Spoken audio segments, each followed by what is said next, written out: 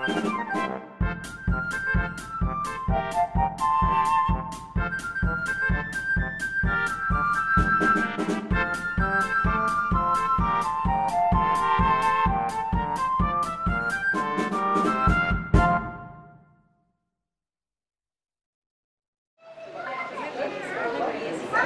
Garden City, in my opinion, is a lot like the Manic Street Preachers. It's a lot like Breaking Bad. It's like the Marvel Cinematic Universe. And it's like Benedict Cumberbatch and Martin Freeman in a version of Sherlock set in the modern world. Welwyn Garden City is also like rewatching Lovejoy right from the start. Suede's comeback albums, non-dairy milk, and having a metal hip. Yeah, it's like spending an evening in Stoke-on-Trent. It's like the Tower of Terror in Scarborough. It's even like taking your son to a hipster hairdresser in St Leonards-on-Sea. Welwyn Garden City is like all these things, in that I didn't think I'd like it, but I do.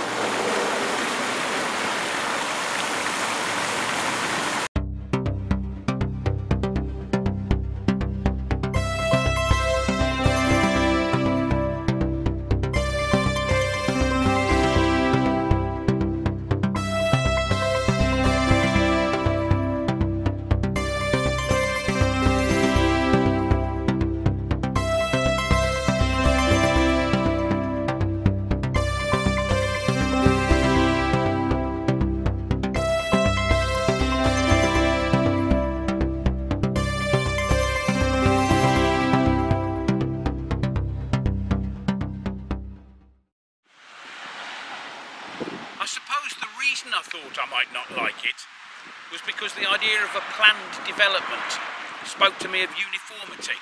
And yeah, there is uniformity here, but it isn't drab uniformity. There are enough nuances to pleasantly unsettle the rhythms here, the visual rhythms.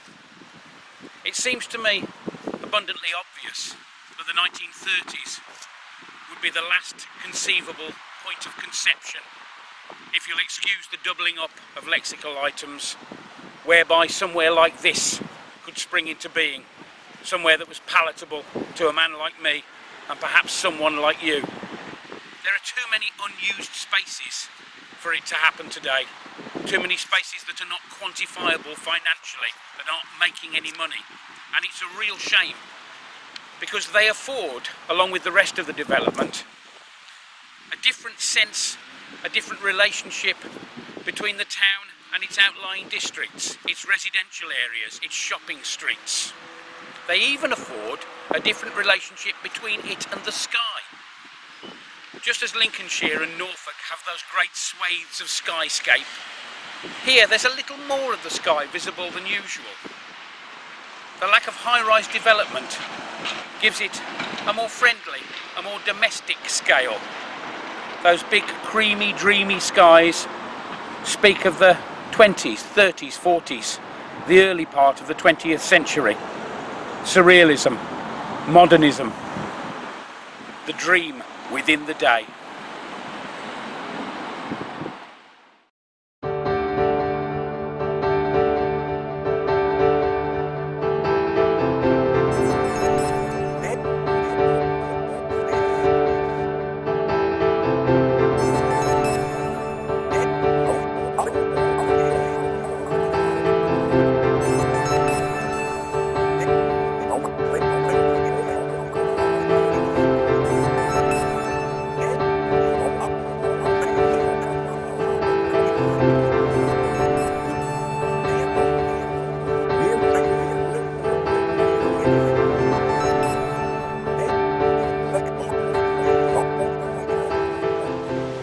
How about that for an object placed in relation to its surroundings in a way that is both suggestive and questioning, as was the forte of Belgian genius René Magritte.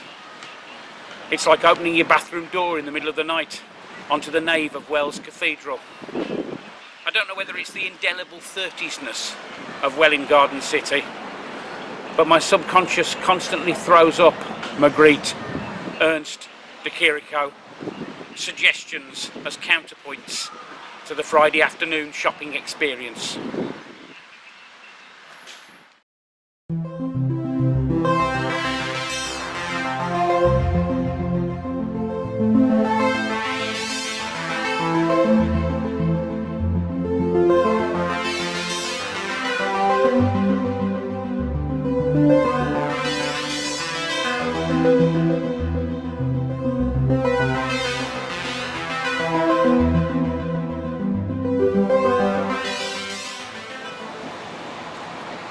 Do you know, I'm almost embarrassed by how well this all works, by how I didn't realise it would, but of course it does. The sense of quiet, of release and escape, the green spaces, moments of contemplation, parents and toddlers. It's an awful lot nicer than those concrete precincts that I sometimes romanticise through my late 70s punk rock childhood filter. Maybe I'm growing up. Frightening thought.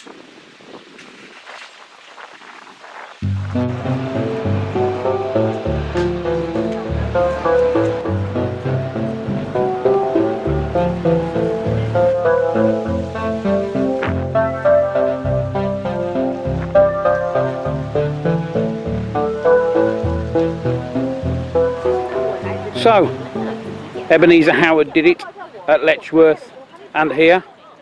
So it begs the question, if you were to do it, Harris, how would it be? Plan my own town from Yeah, scratch. yeah. Love the opportunity. Yeah, me too. Yeah, think about things like that a lot. Mm-hmm. So I like the way that the high street here is dissected by a lot of parkland, Longfin Park. Yeah. It works beautifully. One shopping street either side. But I'd intercut that with a river, canal, split levels. Mm-hmm. You know, I think could work beautifully. Got a nice vista across, all sorts of things you can do with that, aren't there? Places to eat Yeah. on the canal, as well as the main thoroughfare, beautifully landscaped. So something like that in the middle. I like the idea of a city centre that's actually surrounded by a park. Yeah. Where you get to the other parts of the city. Perhaps a little woodland as well as that, yeah. Yeah, yeah. And you just got the little tram lanes or something sneaking, snaking through those little bits of woodlands, disappearing off to the different parts of the city. There's no particular reason why it all has to be necessarily in the same place, I suppose. No. I like the idea of grass roofs a lot. Yeah, underused. Sorely underused, sorely. You look down in bigger cities, if you're higher up on rooftops, and they're just such a messy, horrible waste of space. Yeah. And imagine having a whole other level of the city that you can explore and walk around and interconnect sort of. Yeah, built vistas environment. are important, and they should be available to people without parking your car and paying a great deal for it, shouldn't they? Yeah, yeah. So yeah, you'd be along those lines. Trams that sort of go out to the outer parts, well planned, Yeah. lawned tram tracks. We've seen those sorts Lovely. of things in Ghent and so on. Trees lining the tram tracks.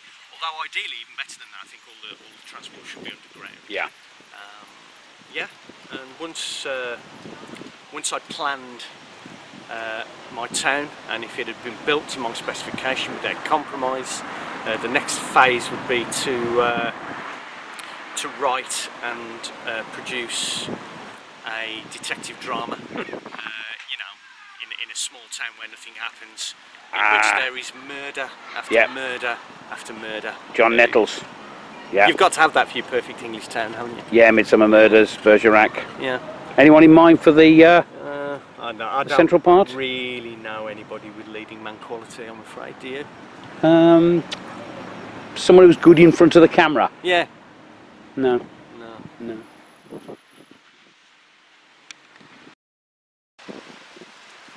We are apparently exactly 20 miles from King's Cross station here. It doesn't feel like it. King's Cross does not remind me of Europe Endless by Kraftwerk. It doesn't remind me of the Plaza by John Fox, or of the works of Giorgio de Chirico, Max Ernst, René Magritte, or Salvador Dali. I told my dad that I was going to Welwyn Garden City the other day. He didn't say, "Wear the fox hat," like the Prince Charles Ashby de la Zouch joke. Nor did he say, "What the hell for?" like the Tommy Cooper joke. Instead, he waxed lyrical about the depiction of the 1920s shredded wheat factory in Welwyn Garden City on the back of the old packets. That seems entirely appropriate to me. There are a lot of places that if they were depicted on the back of my cereal packet might put me off a little bit. This isn't one of them. It's humane, serene, architecturally coherent, uniform without being depressing. It is, all told, a bit of a success.